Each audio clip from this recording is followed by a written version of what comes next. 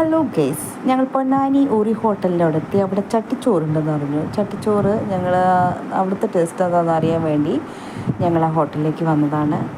അത്യാവശ്യത്തിന് തിരക്കൊക്കെ ഉണ്ട് അവിടെ. അങ്ങനെ ഞങ്ങൾ ആ ഹോട്ടലിൻ്റെ ഉള്ളിൽ കയറി. നല്ല നല്ല രസമുള്ളൊരു ഹോട്ടലാണ്. അങ്ങനെ അതിൻ്റെ ഉള്ളിലേക്ക് കയറി ഞങ്ങൾ സീറ്റ് തിരഞ്ഞെടുക്കുകയാണ്.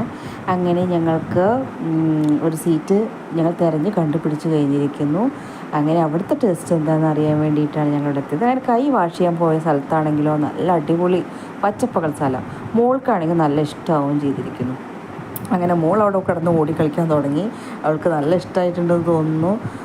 അങ്ങനെ അവൾ അവിടെ ഓടിക്കളിക്കുകയാണ്. അങ്ങനെ കൈ വാഷ് ചെയ്തതിന് ശേഷം ഞങ്ങൾ അവിടെ ചെന്നപ്പോൾ ഒരു കൊച്ചു കൂട്ടുകാരി കിട്ടി.